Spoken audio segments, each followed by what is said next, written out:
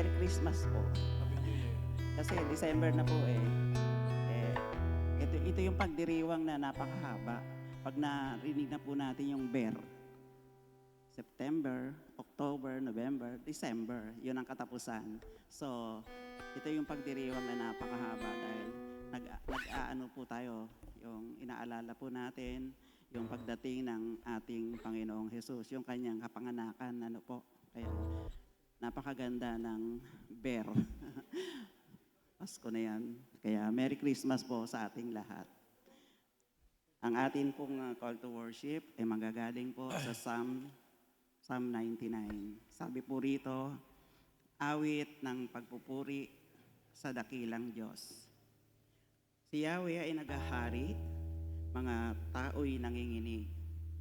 Sa trono niyang nakaupo, na kerubin ang kalapit. Samantalang nasa trono, nanginginig ang daigdig. Dakila ang Panginoon, sa Zion siya ay dakila. Si Yahweh ang naghahari sa lahat ng mga bansa. Bawat isa'y magpupuri sa dakila niyang ngalan. Banal siya't pupurihin ang pangalan niyang banal. Hari, ikaw na dakila, ang matuwid ang iyong mahal. Ang dulot mo sa Israel ay ganap na katarungan. Ang dulot mo sa kanila ay pagtinging pantay-pantay. Si Yahweh ay puso. Si Yahweh ng trono niya ay sambahin ang ngalang banal. Si Moises at si Aaron, mga saserdote niya, at si Samuel na may lingkod na sa kanya ay sumamba. Nang si Yahweh dalanginan, dininig naman sila. Si Yahweh ang nagsalita sa gitna ng mga ulap. Sila naman ang nakinig, utos niya ay tinupad. O Yahweh na amang Diyos, sinagot mo sila agad. At ikaw ay nakilalang Diyos na mapagpatawad. Ngunit pinagdurusa mo ang mga gaway hindi tumpak. Ang Diyos natin na si Yahweh dapat sa atin papurihan. Sa banal na bundok niya, sambahin ang kanyang ngalan. Siya'y ating Panginoon, siya'y ating Diyos na dakila. Tayo po'y manalangin. Maraming pong salamat, Panginoon. Narito muli kami sa iyong banal na sambahan upang ikaw ay purihin, sambahin at pasalamatan sa lahat ng mga pinagkakalaw mo sa buhay namin sa araw-araw, Panginoon. Tunay nga po na hindi mo kami pinapabayaan sa lahat ng mga pagsubok, sa mga problema. Kasama ka namin, Panginoon. Alam namin na sa pagdaranas ng mga ito ay may katapusan din po at may kasagutan po kayo sa amin, Panginoon. At yun ang aming hinihintay, O Lord, na kami po ay sasama sa inyong muling pagdating. Na sa muli mong pagdating, makakasama ka namin, magkikita-kita po tayo, Panginoon. Yun po ang pinakamahalaga sa lahat. Ang makapiling namin kayo sa kabilang buhay, O Lord. Ito po ang ninanais ng bawat isa na tumanggap sa iyo at talagang nanampalataya sa iyo, Panginoon. Napakabuti mo, Panginoon. Napakadakila mo na ang iyong mga anak na nanampalataya sa iyo ay hindi mo pababayaan sa lahat ng sandali. At kasama ka namin sa lahat ng sandali ng buhay namin. Kaya maraming pong salamat, Lord. Tunay nga po na ikaw ang aming Diyos noon, ngayon, at magpakailanman. Thank you po. In Jesus' name we pray. Amen. Tayo po'y tumayo na at umawit ng pamaskong handog sa Panginoon. Awit po tayo ng mga pamaskong mensahe. Handa na po ba tayo? Umawit? Umawit po tayo ng buong kagalakan, buong pagmamahal at buong pagsamba sa ating Panginoon na dumating upang tayo ay iligtas sa ating mga kasalanan. Nahin po natin yung Hark the Herald, Angels Sing. Ayusin ko lang po itong Okay?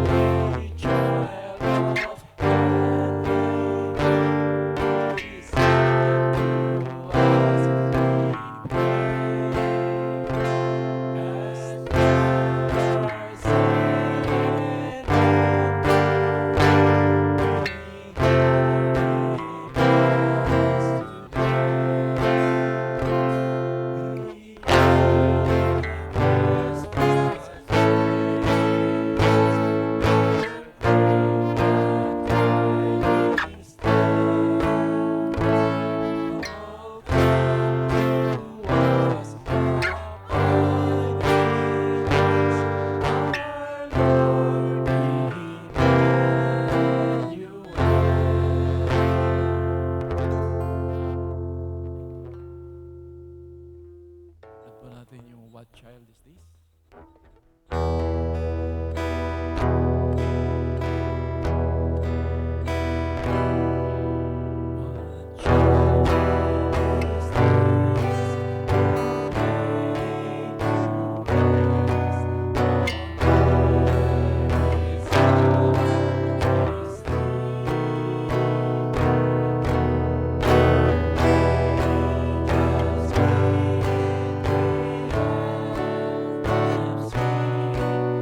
What child is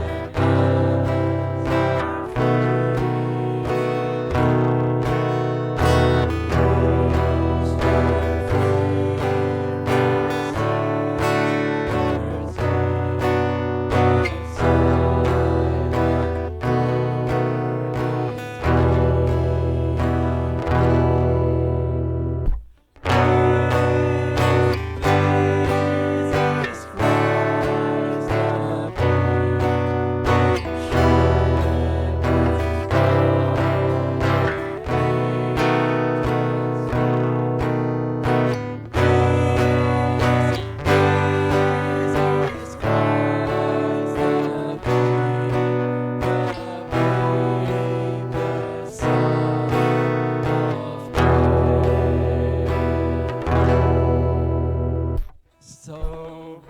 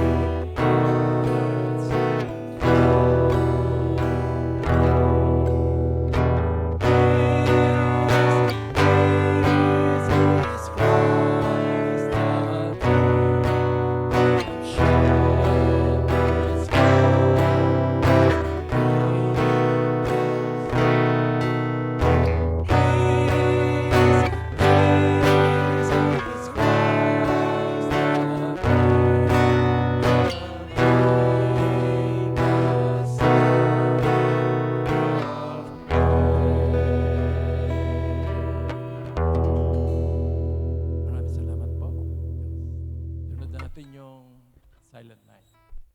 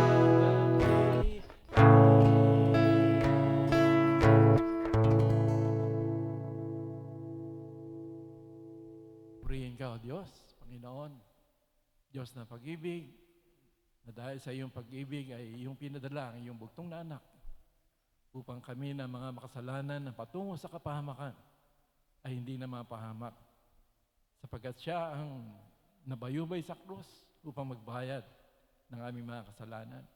Purihin ka, O Diyos.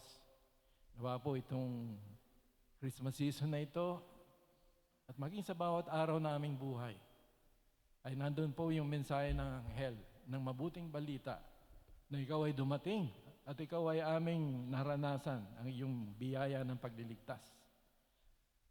Maraming salamat, Ama. Nawa ay mapukaw muli ang aming diwa at damdamin upang talagang maging maalab, buhay ang aming pagsamba sapagkat ikaw ay aming Diyos, ikaw ay aming Panginoon, ikaw ay aming Hari, ikaw ay aming tagapagligtas.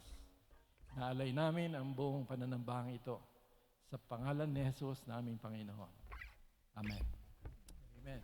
At patuloy po itinataas sa iyo, Panginoon, ang pandaigdigang kaganapan sa aming kapaligiran. Dalangin namin, Ama, na ang diwa ng iyong kapanganakan ay sumapuso, lalo na ng iyong mga anak sa sambuong daigdigan, at nawa ay maipakita nila at matangay ang damdamin, maging doon sa hindi naniniwala sa iyo, Panginoon. Nawa ang kapayapaan mo po ay talagang mag-alab sa puso, lalo na ng iyong mga anak. At sana ito'y malingaw-ngaw ng gusto upang matangay ang mga puso ng mga hindi nananampalataya. Sa halip ay patuloy na nagsusulong ng kasamaan sa aming kapaligiran. Hipuin mo po ang puso, Panginoon, lalo po ng mga tagapanguna sa sandaigdigan, Lord. Hindi lamang sa kabuuan ng pagsasama-sama ng mga bayan, kundi maging ang mga pinuno ng bawat bayan, ng bawat bansa, Panginoon. Sana po, Panginoon, sakali man, Ama, na hindi man sila nananampalataya sa iyo, katulad po ng pagkakabukas mo sa aming mga puso. Sana po, Ama, maging sana yung pinakamababang pagdamdam sa kaganapan at para sa ikauunlad ng sangkatauhan ang siyang bumalot sa kanila, Panginoon. Ganon din po sa mga pamunuan ng aming bayan. Panginoon, hipuin mo po nawa, lalo po sa pagkakahati-hati. Lalo napaka-trivial, Panginoon, napakababaw kung tutuusin ang dahilan ng pagkakahati-hati. Malamang lahat ay nakabaon sa makasariling pananaw ng bawat isa, na bagaman at lumalabas sa sarili nilang pananaw, still yung interest ng kanilang isinusulong, ng kanilang mga organisasyon, ng kanilang grupo, ang patuloy na namamayani. Dalangin namin na lalong-lalo na ang mga anak mo sa bayang to. Ang mga tagapanguna ng mga anak mo sa bayang to.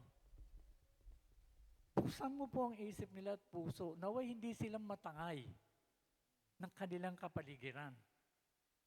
Na bagamat itinataas, Panginoon Diyos, ang pangkalahatang biyaya para sa lahat ng sambayan ng Pilipino. Sana'y patuloy na ang pangalan mo ang kanilang itinataas. At kanilang isinisiwalat sa lahat ng kanilang paligid. Lalong-lalo na, Panginoon, mula sa kanilang mga puso, mula sa kanilang mga buhay.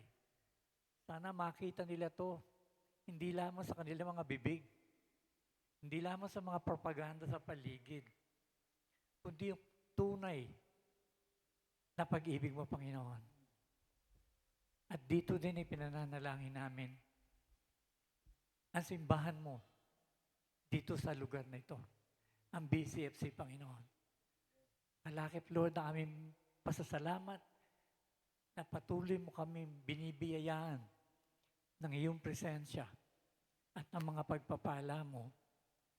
Still nandun po aming kahilingan, Panginoon Diyos, na mabigyan mo po ng wisdom ang lahat ng iyong mga anak.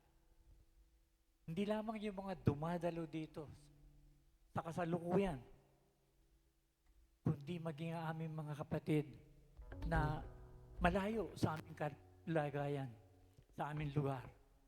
Naway, pagpalain mo din po sila, Panginoon. Papag-alabin mo po ang kanilang mga puso upang idambana kanila, Panginoon, sa kanilang mga buhay. At ipahayag nila, lalong-lalo na sa mga malalapit sa puso nila, sa kanilang mga kaibigan, sa kanilang pamilya, sa kanilang mga kaopisina, Panginoon Diyos, ang katotohanan ng iyong dakilang kahabagan at pag-ibig sa lahat sa amin. Kasama po sa panalangin ay tinataas sa iyo ang sambahang ito, Panginoon. Ganon din po yung pagpupulong pamaya-maya, Panginoon. Yung congregational meeting, dalangin po namin na mapagpaalam po ito, magabayan mo po ang aming tagapanguna upang makapagpahayag ng nagdaang panahon, Panginoon, sa iyong piling.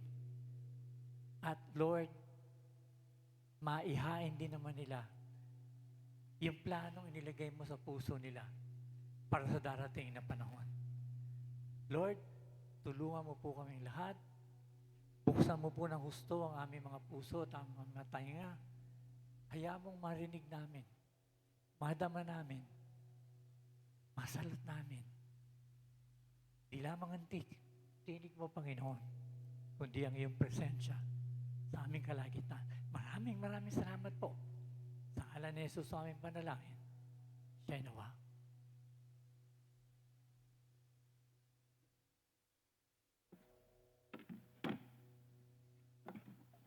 Maupo muna tayong lahat, mga kapatid. Maraming salamat, Kuya Bok, sa panalangin.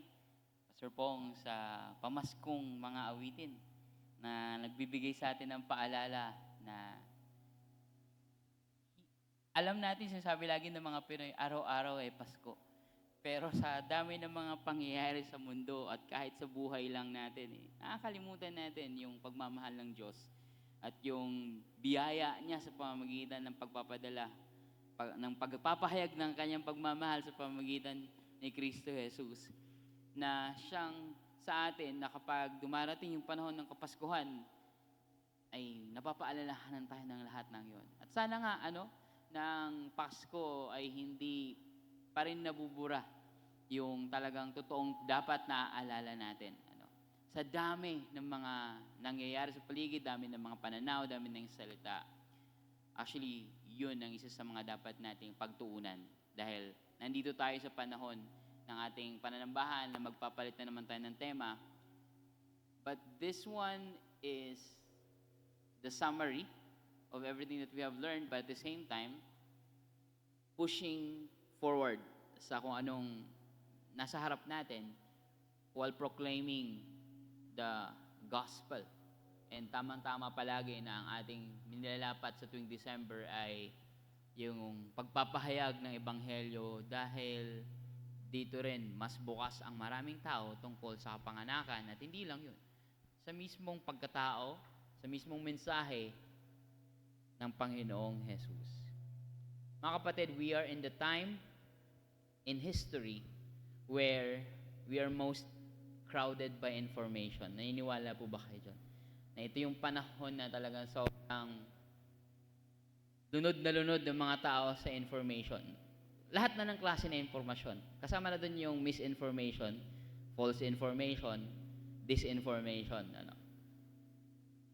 Mas pinalakas pa ito ng pagdating ng AI, artificial intelligence. na mas pinabilis at mas pinalawak yung kakayanan ng isang tao, ng isang individual na malaman ng isang gusto niyang malaman, ano?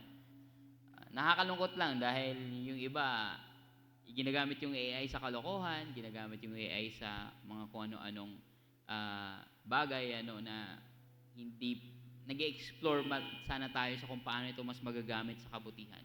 Pero higit pa doon, sa ilalim ng napakaraming information na kumakalat, underneath all those information is the diversity of worldviews and culture. Nandoon pa rin ang mga nananalaytay sa ating puso't isipan sa napakaraming tao at ang iba't ibang pananaw o worldview at iba-ibang kultura. Worldviews are how you perceive the world, how you think about truth, how do you think about reality. And culture is what we create as communities at yun din ang nagdidikta sa kung paano tayo minsan nagbe-behave. Sometimes, hindi yung worldview ang nagdidikta sa atin, kundi yung kultura sa paligid natin. So, kung ganun ang mga pangyayari sa paligid natin, how does our story about Jesus fit in? Paano siya mag-fit? Na madali lang i-fit yung Pasko. Kasi, suotan mo lang ng sombrero or hat ni Santa Claus, nagiging bagay na para sa lahat ng kultura at ng lahat ng relihiyon.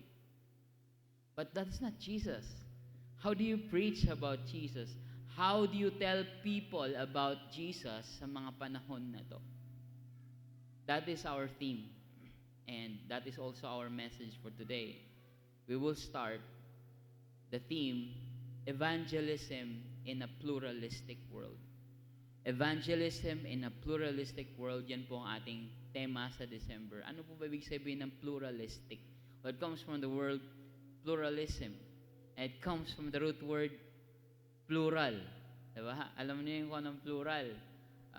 Para kaming grade students sa Greek namin, inaaral namin pa yung plural tsaka noun dahil sa ibang lingwahe, plural ng isang noun, at tsaka singular dahil sa ibang lingwahe. Pero tayo alam natin what it means of plural.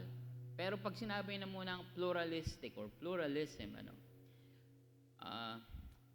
kung check mo lang yung simpleng definition niya lang sa internet, it says, anything pluralistic involves a diversity of different ideas or people. Iba't ibang ideya, iba't ibang mga tao, pero a pluralistic society is a diverse one where the people in it believe all kinds of different things and tolerate each other's beliefs even when they don't match their own. Ibig sabihin, ang isang pluralistic na lipunan ay may iba't ibang relihiyon, may iba't ibang filosofiya, may iba't ibang political leanings, may iba't ibang cultural preferences, may iba't ibang mga trends.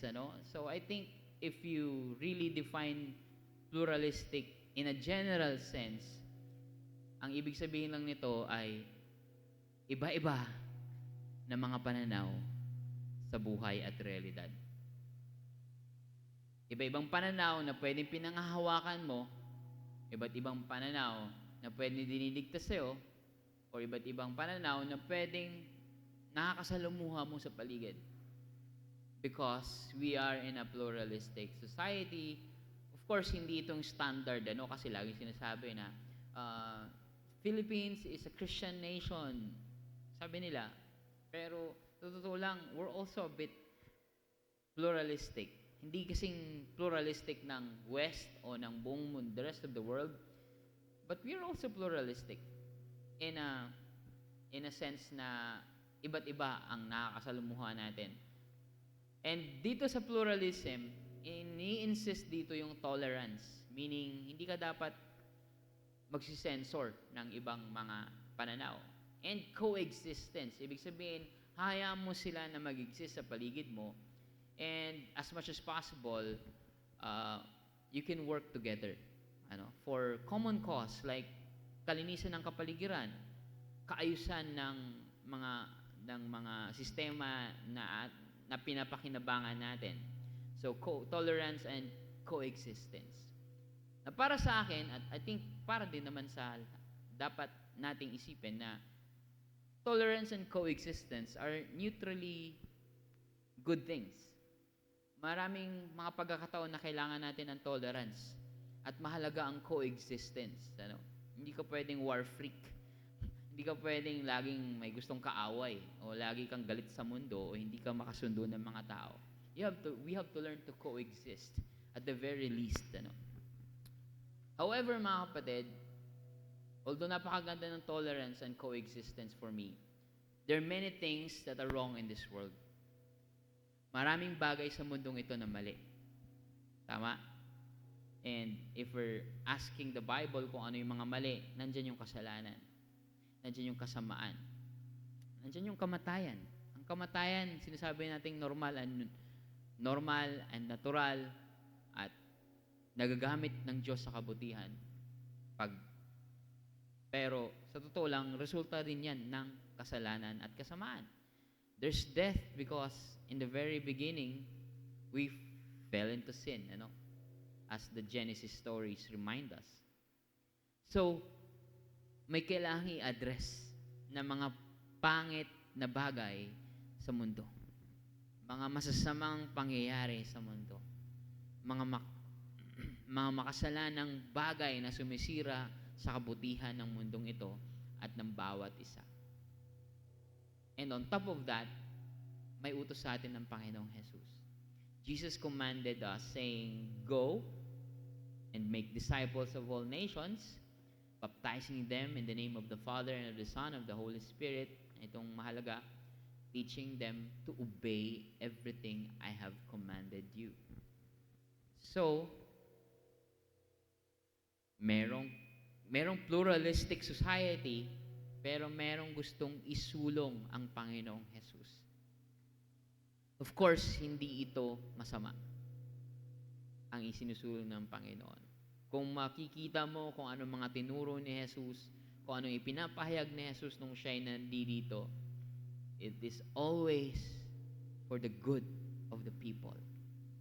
And that's why, ang pag-utos ng Panginoong Jesus na gumawa ng mga disciples, ituro na sundin ang kanyang mga itinuro, is to address sin, to address evil, to address death, and underneath those things, or mga resulta ng mga kasalanan, kasamaan at kamatayan ay corruption, injustice, lies,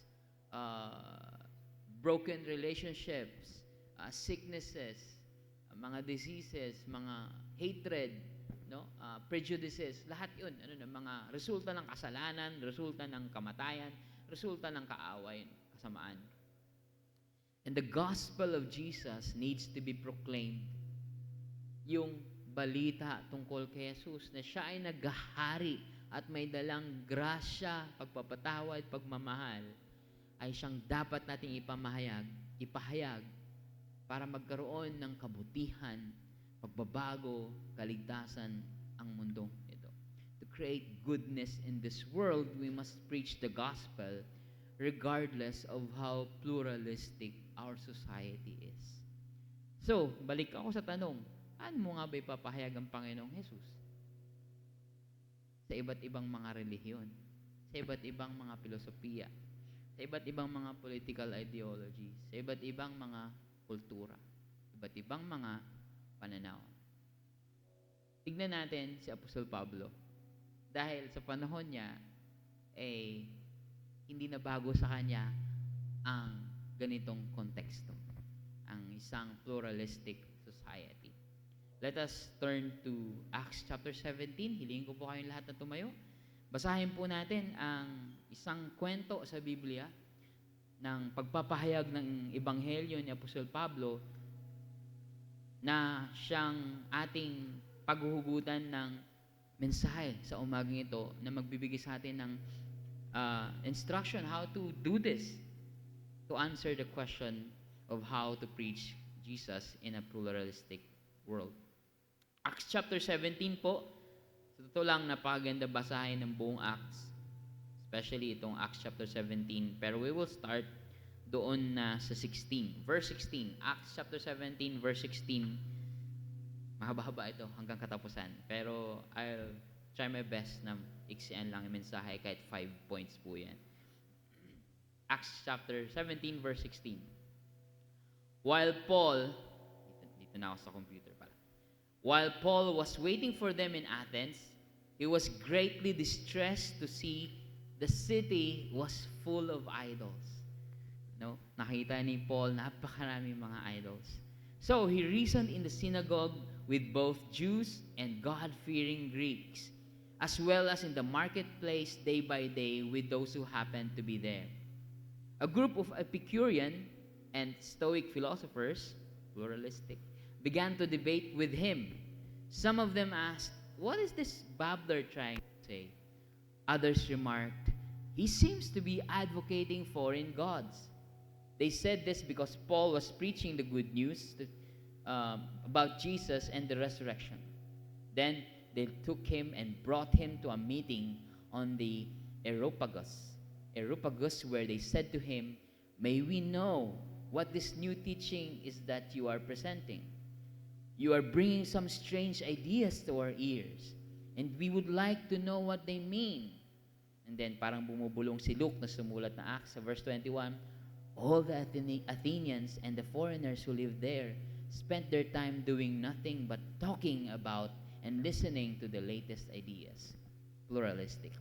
Verse 22, Paul then stood up in the meeting of the Areopagus and said, "People of Athens, I see that in every way you are very religious." Pluralistic. "For as I walked around and looked carefully at your objects of worship, I even found an altar with this inscription, 'To an unknown God.' So, you are ignorant of the very thing you worship, and this is what I am going to proclaim to you." Verse 24, si Paul proclaiming, "The God who made the world and everything in it is the Lord of heaven and earth, and does not live in temples built by human hands. And he is not served by human hands as if he needed anything. Rather, he himself gives everyone life and breath and everyone else and everything else. From one man, he made all the nations that they should inhabit the whole earth. And he marked out their appointed times in history and the boundaries of their lands. God did this so that they would seek him and perhaps reach out for him and find him, though he is not far from any one of us." Quote and open quote, "For in him we live and move and have our being." And some of your own poets have said, another quote, "We are his offspring." Therefore, since we are God's offspring, we should not think that the divine being is like gold or silver or stone, an image made by human design and skill. In the past, God overlooked such ignorance, but now he commands all people everywhere to repent. For he has set a day when he will judge the world with justice by the man he has appointed. He has given proof of this to everyone by raising him from the dead. When they heard about the resurrection of the dead, some of them sneered, but others said, "We want to hear you again on this subject." At that, Paul left the council. Some of the people became followers of Paul and believed. Among them was Dionysius, a member of the Areopagus, and also a woman named Damaris, and a number of others. May the Lord bless us with the reading of His Word. Makakaupo na po tayo, mga kapatid. Now, ang haba ng binasa natin, but that's just a snippet of Paul's second missionary journey. No? Pangalawang paglalayas na ito ni Pablo, pagmimission ni Pablo. Ang original plan ni Paul when he set out for the second time is puntahan lang sana yung mga nauna niyang napuntahan o nabuong mga simbahan para bigyan lang sila ng encouragement. But as the Holy Spirit was leading them, kung saan-saan na sila napunta. Una, nandun lang talaga sila sa Asia, ano? In fact, bago sila nakarating dito sa Athens, pinipigilan pa sila ng Holy Spirit na pumasok sa mismong tinatawag na Asia Minor, na kung saan nandun yung, I think, Turkey mismo ngayon, ano? Hindi sila makapasok doon because of the Holy Spirit, ano? Pero eventually, napunta sila sa Troas, ano? Kung saan merong isang malaking port doon. At napaka-importante ng port doon kasi tatawid ito papuntang Europe. At ang pinakaunang nangyari doon na mahalaga nung nandun sila sa Troas is na naginip si Paul. Na naginip si Paul ng mayroong isang tao, lalaki pa nga ang pagkaka-describe, lalaki na nagsasabi, come over here to Macedonia or to Europe and help us. No? Dumating si Paul, tumawid, papuntang Macedonia, at ang unang city na nag-minister siya is Philippi. Now, nung inaaral ko ito, na-amaze ako kasi yung sa panaginip ni Paul, lalaki yung nakikiusap. Pagdating niya ng Philippi, sino ang mga nakausap niya doon? Si Lydia at ang maraming mga believers na mga babae. So, parang isip ko, kakaiba rin talaga yung surprises ng Holy Spirit. And also, syempre, merong malalim na mensahe yon for a man sa panaginip, tapos babae yung mga sumalubong sa kanya doon sa Philippi. From Philippi, lumipat sila ng, I think, napunta sila ng Thessalonica, then napunta sila ng Berea. Sa Thessalonica saka sa Berea, medyo hostile ang environment. Ano? There was a time sa Thessalonica na yung pinuntahan nilang host, talagang drinag papalabas, ano? Dinala sila sa council, hinarap sila. At kumbaga parang dinedemanda sila na yung mismong host nila pa yung nagpiansya sa kanila. Hanggang sa nakarating sila ng Berea, sinusundan pa rin sila. Hanggang sa sinabi na ng mga disciples na, Paul, mauna ka na, umalis ka na dito. So naiwan si Silas at Timothy sa Berea. Lumayo na si Paul from Berea hanggang sa dulo-dulo ng peninsula ng Greece, napunta siya ng Athens. At sabi doon, sa binasa natin, while Paul was waiting for them. Now, of course, yung mga disciples na iba, but mainly si Timothy, di pala si Timothy and si Silas na naiwan doon pa sa ibang parts ng northern Greece, ano, sa Macedonia, region of Macedonia. So imagine si Paul na nag-aantay. Ano ba ginagawa niyo ngayon pag nag-aantay kayo? Days daw to, every day. So maraming araw na nag-aantay si Paul. Ginagawa natin pag nag-aantay tayo.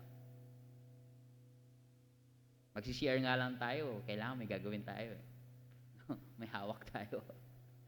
Ginagawa natin pag nag-aantay tayo, we distract ourselves with many things, di ba? But Paul, while he was waiting for them, nagpasyal-pasyal siya ay nakikita niya kung anong kultura na sa paligid niya. That's why he was, sabi dito sa verse 16, he was greatly distressed by what he saw. The city was full of idols, meaning kung ano-ano mga pinagsasamba ng mga tao. So, nakipag-usap siya, nag-preach siya ng gospel sa mga Hudyo, kasi yan naman ang lagi niyang ginagawa. But at the same time, nag-preach din siya sa mga Gentiles, sa mga Griego, na kumikilala sa Diyos. Sabi dito, God-fearing. So medyo neutral pa yung kausap niya, kahit na mga Hudyo may difference na, major difference na. Neutral pa rin dun compared sa kung ano nasa paligid niya. But sinasabi dito, as well as in the marketplace, day by day, by those who happen to be here. Now, sino na sa inyo nakarating ng course lagi? Divisoria. Yan ang marketplace natin. Ano pa ba? Divisoria, katumbas nun sa south. Baclaran, tama, no? Katumbas nun sa amin, Novaliches, Bayan. So, nandun na lahat, nandun lahat ng mga tindahan, nandun lahat ng mga service center, nandun lahat. That's the concept of a marketplace sa panahon nila. At klase-klase yung mga tao ang nandoon at nakikipag-usap si Paul doon. Sabi doon, day by day. Ngayon, hindi na lang ang mga Hudyo at ang mga Hentil na maka-Diyos, ano? Ang nakausap niya. Sabi dito sa verse 18, a group of Epicurean and Stoic philosophers. So, mga philosophies na ang na-encounter niya. And these are not, itong Epicurean and Stoic, hindi sila magkakampi. These are rival followers of philosophers, ano? Na yung isa naniniwala, yung mga Epicureans naniniwala na ang greatest goal in life is pleasure. No, may pagka-hedonist, ano? And yung isa naman, Stoic, is yung parang everything is supposed to be balanced and disciplined and hindi ka dapat masyadong kumbaga, sa ngayon, ang katumbas ng Stoicism is wala kang emosyon eh. Pero I think that's an over-exaggeration of what Stoicism really is. Ano? So nakipagdebate si Paul sa kanila. He was discussing with them, he was engaging them with their philosophies. Isipin mo si Paul, who was a Pharisee and became a Jesus preacher, a gospel proclaimer, kaya niya i-engage itong mga to. No? Pero sabi ng iba, ano ba sinasabi ng babbler na ito? Yung pag sinabing babbler, naisip natin yung madaldal, ano? Pero sa panahon nila, ang babbler, ibig sabihin yung mga ibon na tumutuka sa mga kung ano-anong mga seeds, ano? Na parang, tapos hanggang sa nag-evolve yung meaning ng babbler na parang sinasabi doon na parang you are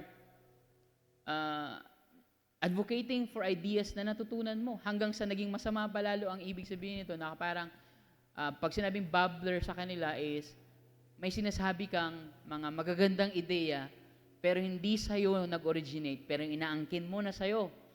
So, pangit yung connotation na yan nung sinabi sa kanya, sino tong babbler na to nagsalita? Kaya sabi din ng iba, he seems to be advocating foreign gods. Now, ang dami-dami na natin mga Diyos-Diyosan dito, pero parang meron pa siyang bagong sinasabing Diyos, ano?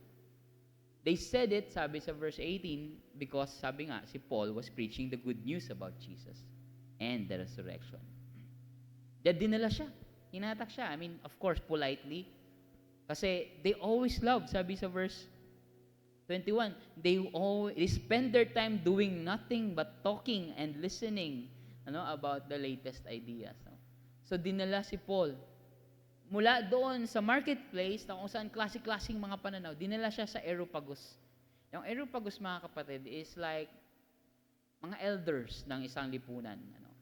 Medyo sa panahon na to, bumaba na yung prestige ng group na yan, pero sila pa rin daw ang nag-manage ng justice system, ng decision making ng buong lipunan. Para silang SB. Ano ba yung SB?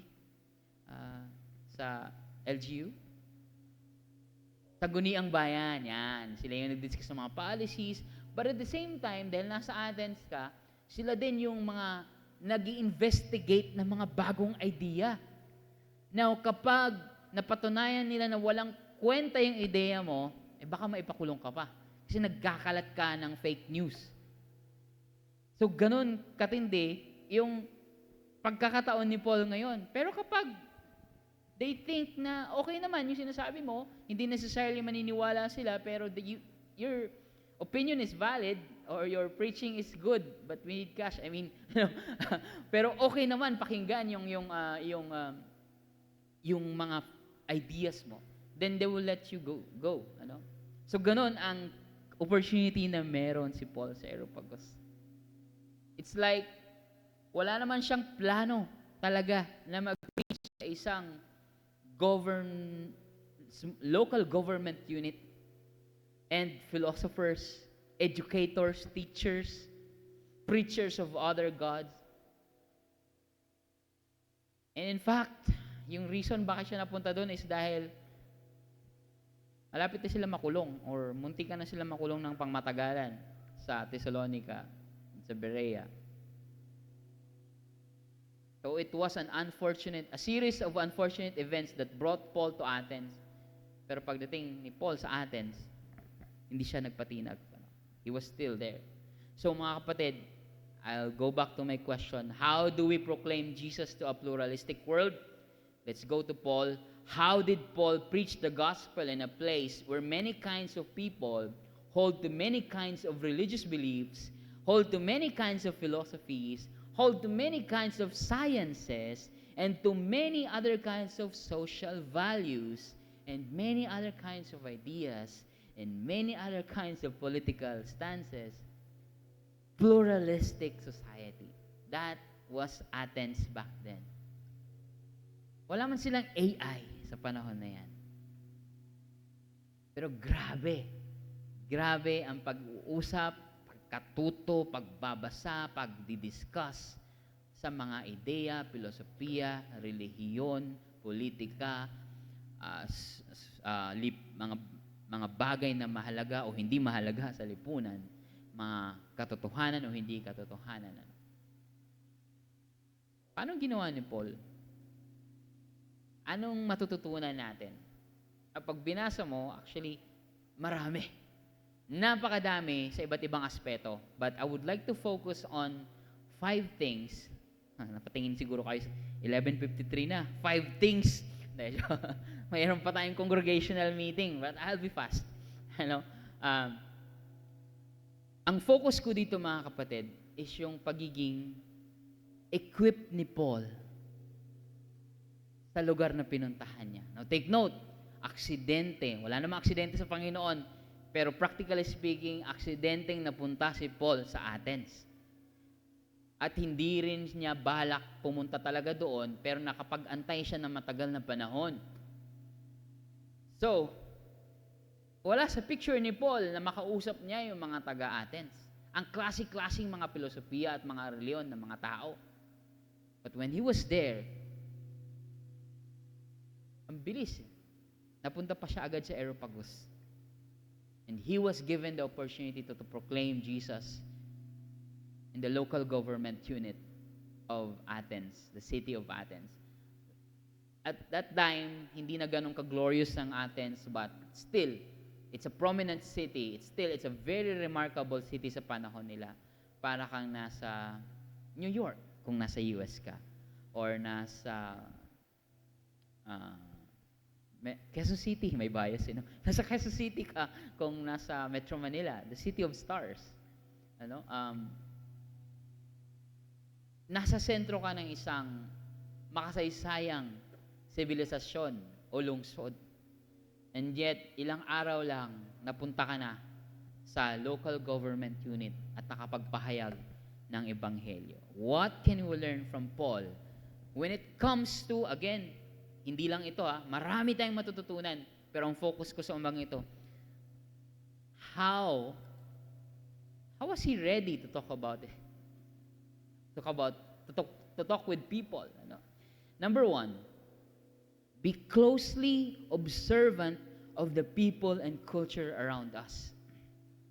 Be closely observant of the people and culture around us. Maging mapagmatsyag, matanglawin. Sabi ni, sinong linya ba yan yung matanglawin? Ang ibig sabihin ko is, maging mapanuri. Maging observant to the point na hindi mo lang na-observe, na kulay blue pala kurtina ng kapitbahay ko. No. I mean, observe the culture. Observe the values. Observe how the people interact. Observe the dominant worldview sa panahon. Pag nandito ka sa Balombato, ano dominant culture dito? Pag pumunta ka ng Tondo, anong dominant culture doon? Anong prevailing worldview na meron doon? Pag pumunta ka sa Bulacan, ano meron? Pag bumaba ka naman sa Laguna, ano meron? Pag pumunta ka naman sa Etivac, ano meron doon? What's there? Anong dominant? How are people interacting? What is the culture na meron sa kapag pumunta ka sa Samar? Pag nasa probinsya ka na versus pag nasa city ka. How observant? How are the people behaving sa iyong pagkaka-observe?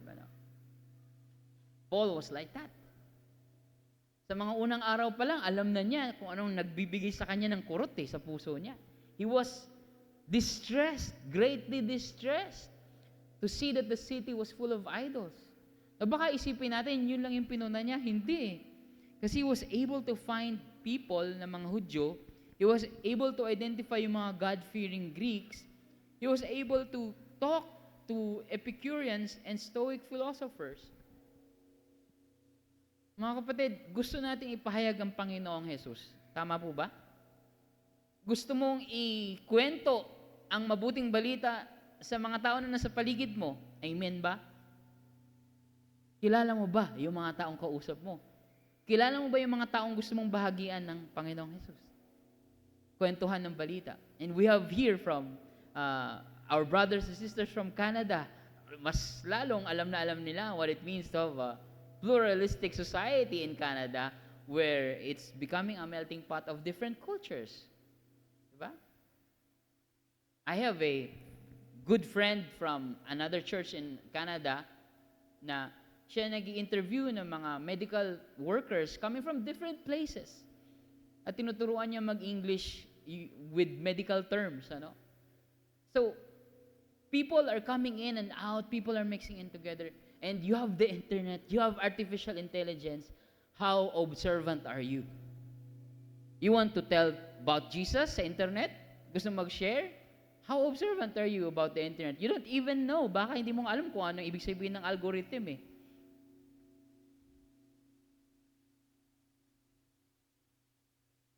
You don't even know kung paano mag-identify ng what's trusted or not na source. No? So, be observant mga kapatid. Be closely observant of the people and culture around us. Just like Paul. Number 2, be sufficiently, hindi lang sapat ang informed ka, ay ang observant ka, be sufficiently informed. Now, hindi kailangan maging Greek. Hindi kailangan maging geek sa mga bagay-bagay. Just sufficiently informed. Ano? Be sufficiently informed about yung sakto na alam mo yung konsepto na kaya mo makipag-diskusyon. Be sufficiently informed about the prevailing views and trends of our time. Ang prevailing views and trends of Paul's time, ito yung nakikita niya sa Athens. They're religious. They're also lovers of philosophy, lovers of new and different ideas. And paano kaya nakipag-discuss si Paul sa mga philosophers na to kung wala siyang alam? I-dismiss lang siya. What are you talking about? Mas matalino kami sa iyo. Mas magaling kami sa iyo. Ano ba yung sinasabi mo? Makalumang relihiyon. Apaka backwardish mo naman. 2025 na, yan pa rin yung kultura mo. Yan pa rin yung pananaw mo. Baka nasabihan si Paul ng ganun. Kung he is not equipped, he is not sufficiently informed about these philosophies. Pero kabaliktaran na nangyari. Gusto nila siyang marinig pa. At dinala pa siya sa Areopagus. Sa iba, sa Thessalonica, sa Berea, pinag-initan siya. Dito, nagkaroon man ng debate, pero dinala pa siya sa mismong sentro ng mga nangunguna at namumuno sa kanila. So it means, mga kapatid, that Paul is actually informed. He is sufficiently informed. He is sufficiently aware and conscious of ano ba essence nitong Epicureanism? Ano ba essence nitong Stoicism? Ano ba essence nitong mga relihiyon nila? Ano ba essence nitong mga Diyos-Diyosa na meron sila?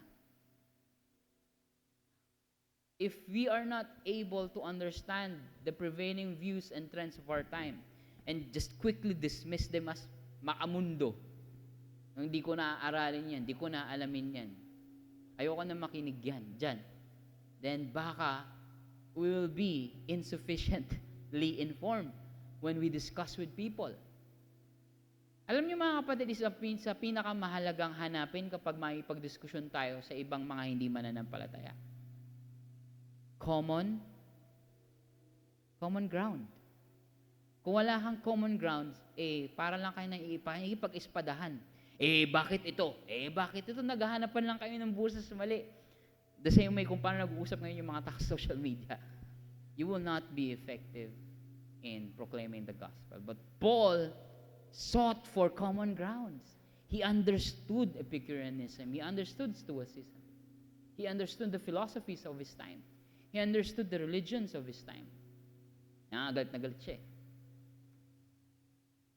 Be sufficiently informed about the prevailing views and trends of our time. Number 3, be wisely creative in making connections and claims.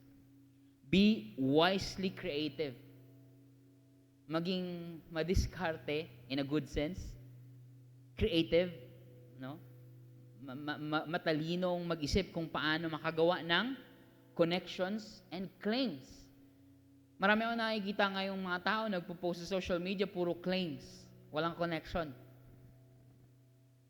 Or hindi wise yung mga pagbibigay ng claims. Walang support.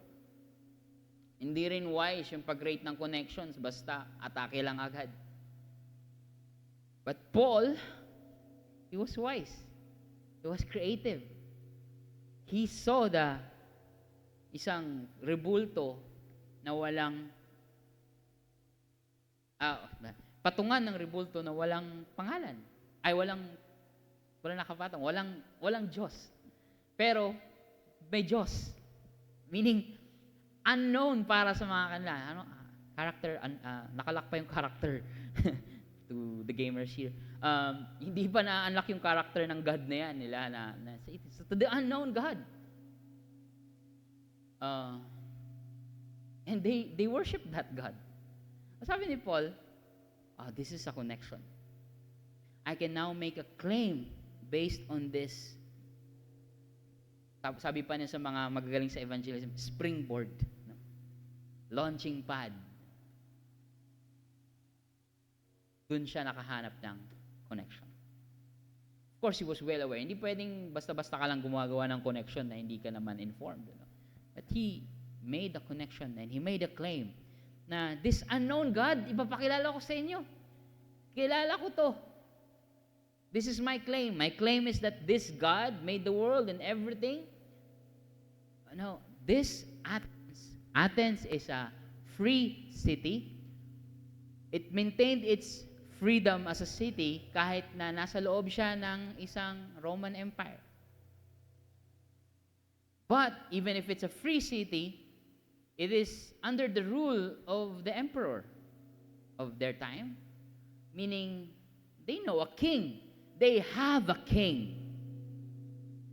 And that king, that emperor, is siya nagsiset ng mga boundaries, siya nagsiset ng mga rules, he appoints times and occasions and everything, pero sabi ni Paul, the God who made the world and everything in it is the Lord of heaven and earth.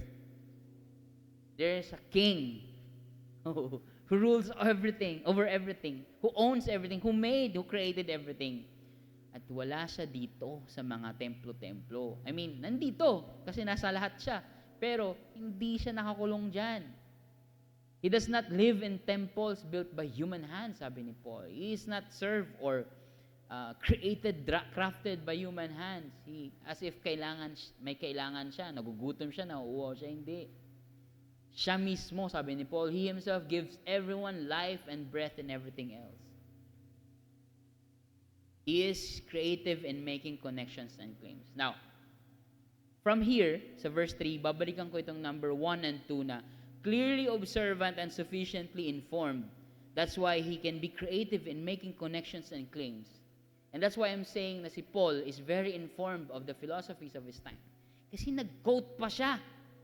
Hindi biblical si Paul. Nag-quote siya ng libro galing sa iba.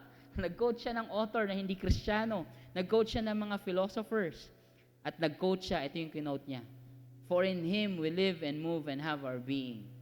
It's an non-Christian. It's a philosopher from Crete, ang nagsabi niyan. And the other one, sabi niya, we are His offspring. We are God's offspring.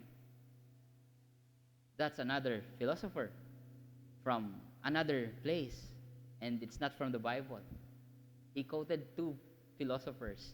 He quoted two sources that are not from the Old Testament. Kasi yung Old Testament, yung Bible nila. So what does it mean for us, mga kapatid? It means, mga kapatid, we also have to read literature that is not just things na we can agree on. Because makakahanap ka ng mga bagay na magaganda doon. Not just para magamit mo pang twist or pang manipulate. No. So that you can find a common ground. Ay, ayoko niyan. Hindi naman pang Kristiyanong libro yan. Ay, yung nagtuturo na yan, nagsasalita, hindi Kristiyano, ayoko siyang pakinggan. But Paul was well-informed. He can even quote them while he was talking to them. And of course, common ground yan. Bakit ko nasabing common ground? Kasi makikita mo yan sa Old Testament. Itong sinabi ni Paul sa verse 24 to verse 27 are teachings from the Old Testament. And then nung nag-quote siya, he wasn't quoting from the Old Testament, but it is a common ground between philosophers of their time and the Bible.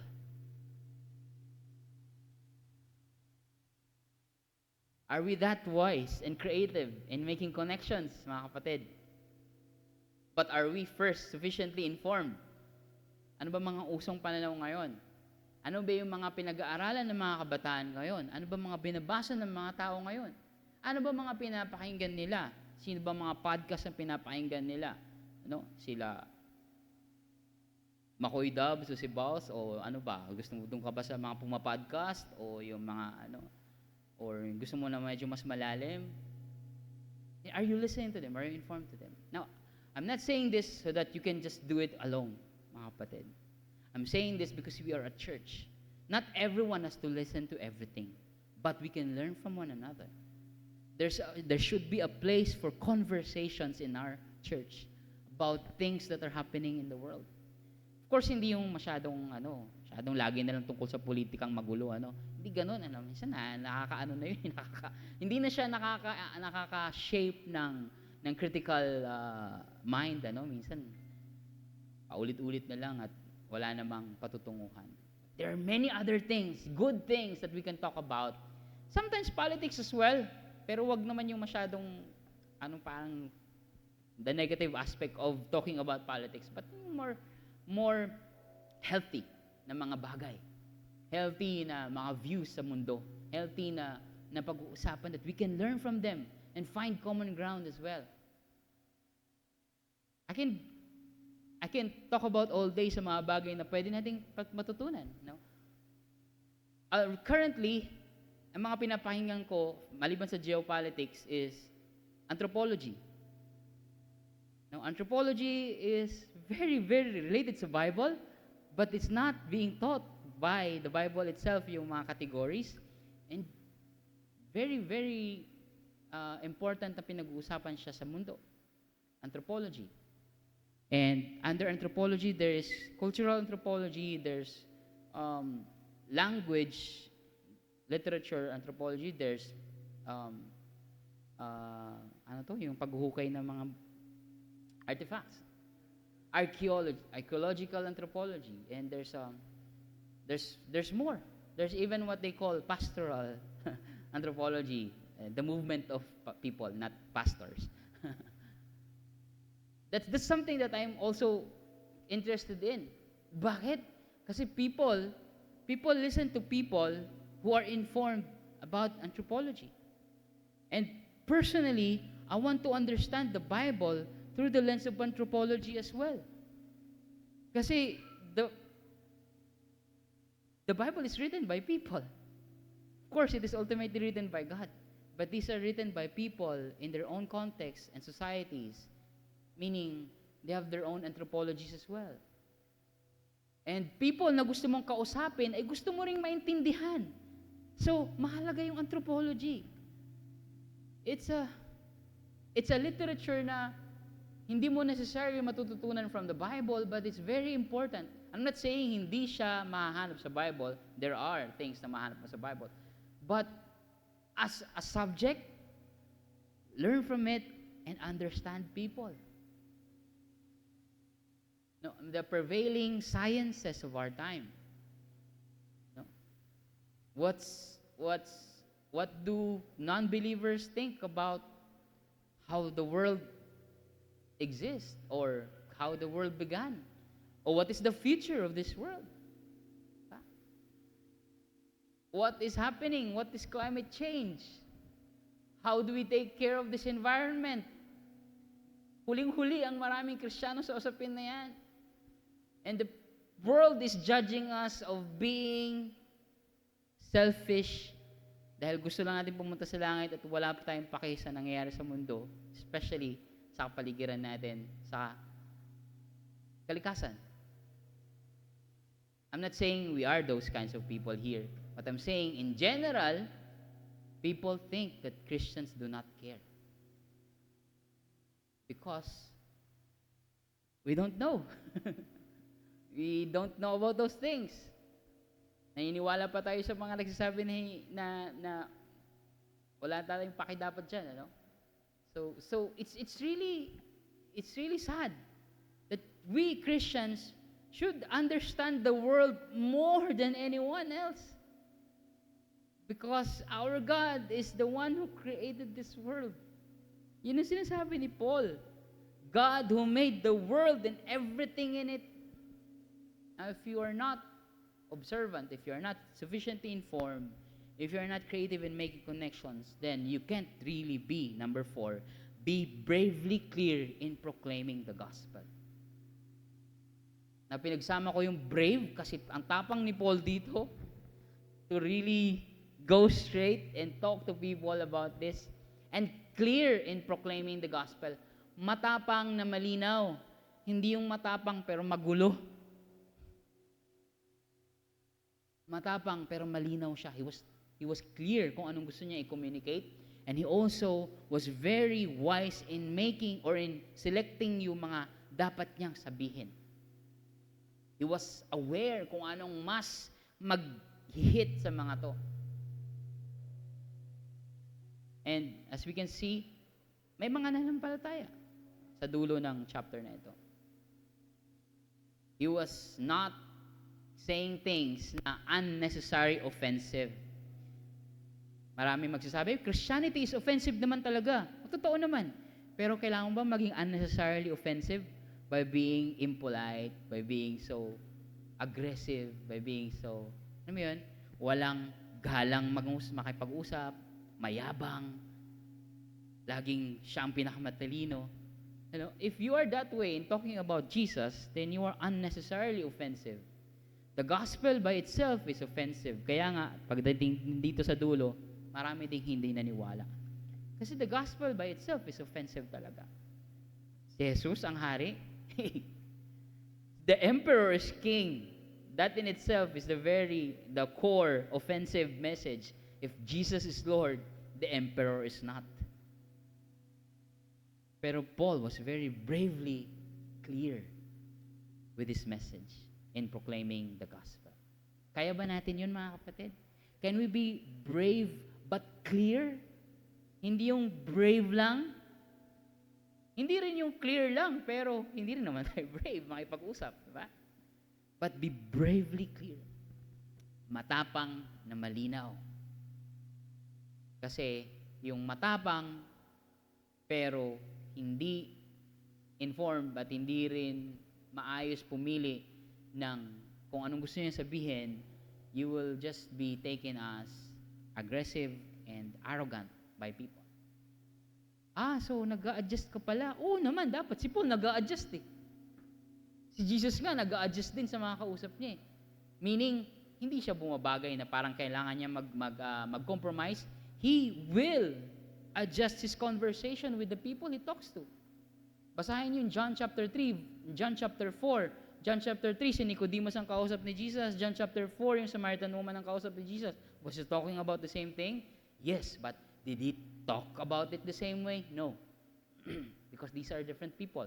Now, Paul, pag binasa mo sa Athens specifically, ganun ba siya nangusap sa Thessalonica at sa Berea? No.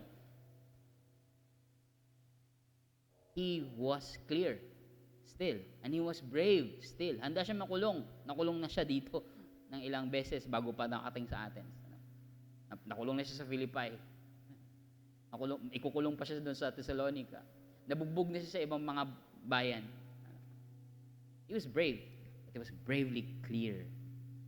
Kung sakali ikakamatay lang din naman niya yung pagsasalita, kailangang klaro. His death will be worth it dahil naipahayag niya ng maayos at nagkaroon ng connections ang kanyang mensahe. So, be closely observant, be sufficiently informed, be wisely creative, be bravely clear, and lastly, be faithfully assured that it is God's work. This is something we should all always remember. Diba? Sabi sa Matthew chapter 28, verses 18 to 20, sa dulo nun, and lo, I will be with you always until the very end of days. The presence of Jesus is with us when we proclaim the gospel to a pluralistic world. At hindi lang yun. Sabi din ni Paul sa Philippians, I am confident that He who began a good work in you will carry it into completion until the day of the Lord or day of Jesus Christ. Meaning, kapatid, be faithfully assured that it is God's work. Ang trabaho natin is ipahayag ang Panginoong Jesus. At galingan. Maging tapat sa pagpapahayag. Kung maniniwala ang mga tao o hindi, that's the Lord's work. Kung after ilang years mo, after mo siya makausap, saka pa lang siya niniwala, edi praise the Lord. Kung after that, may iba pang kumausap sa kanya, praise the Lord, it is God's work. Kung hindi maniniwala at may mangyari sa kanyang masama that will lead him to believe in Jesus, then that is the Lord's work.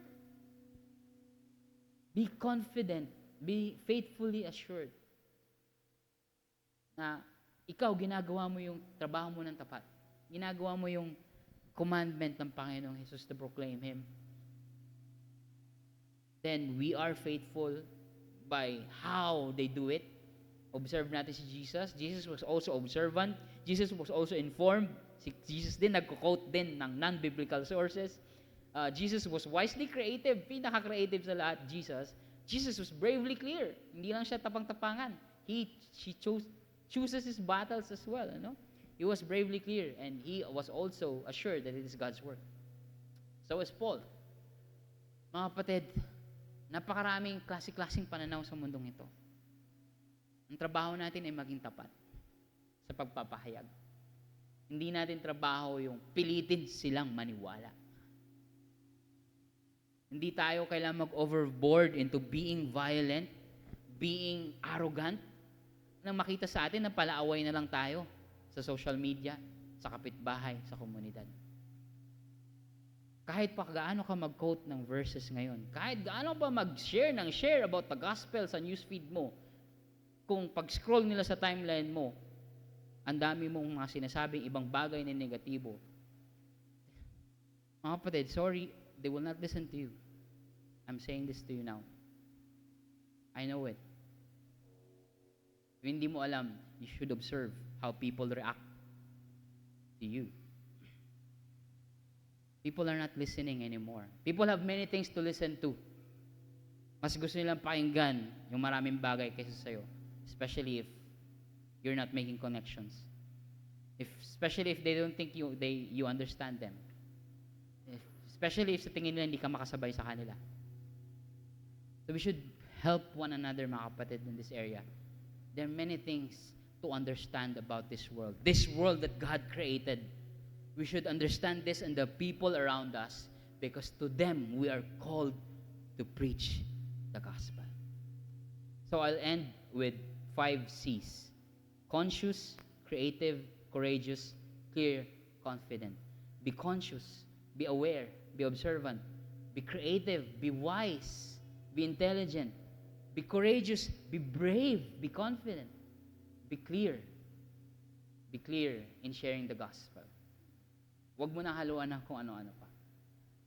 Just be clear about Jesus, His death, His resurrection, His life, His being our King and the King of kings, of everything. For everyone, sabi niya, everyone, sabi ni Paul, we are His offspring and we live and move and have our being. And sabi niya sa Colossians, lahat tayo ay nasa ilalim ng Panginoong Jesus. Sabi niya sa Hebrews, siya ang nagsusustain ng lahat. He holds everything. Be clear with those things, mga kapatid. The people need Jesus. It's not every time that they know it, but they need Jesus. So, parang doktor, you have to understand your patient. Tama. I've read recently about isang veterinarian na pinatulog, meaning yung isang pusa dahil hindi niya naintindihan yung request ng kanyang pasyente. Ang dinala ng isang tao ang kanyang pusa sa vet dahil gusto lang niyang paturukan ng something na makakapag-cure ng sakit. Pero hindi agad-agad, hindi naintindihan ng vet at iba ang tinurok at nawalan ng buhay yung pusa. Are we that kind of vets? Are we that kind of doctors? We don't understand the patients. We should understand the people around us, mga kapatid. Intindihin natin kung ano talaga yung sakit ng mundong ito. Intindihin natin talaga kung anong problema. Intindihin din natin kung anong mga pretensions ng mga tao. They're saying this and that, pero beneath that, it's a different thing. Sasabihin nila, okay ako, pero sa loob, hindi. We also understand yung mga nangyayari that holds us back. Be conscious, be creative, be courageous, be clear, and confident. Because we have a very wonderful story to tell. And this wonderful story was also communicated to us in a way that could create a very offensive, sa isang offensive na pamamaraan o sa isang gracious na kapamaraanan. But kaya tayo naging Kristiyano because God used people to preach to us who were very gracious sa pag-preach sa atin ng Ebanghelyo. And that's why we should do the same. At sa umagang ito, we will also continue reflecting on that message through the Last Supper. And it was a clear communication of Jesus about redemption,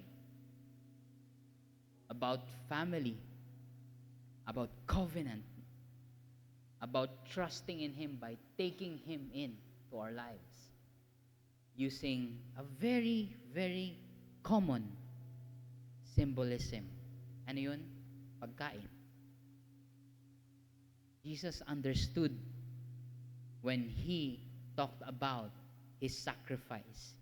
He knew that His disciples value Passover, eating during the Passover very much. And so, He gave us this. And this is a clear reminder for us about His love, about His sacrifice, about His washing away of our sins, about sa pagtanggap niya lahat ng kasalanan, kasamaan, at kamatayan para tayo magkaroon ng kalinisan, kabutihan, at kaligtasan.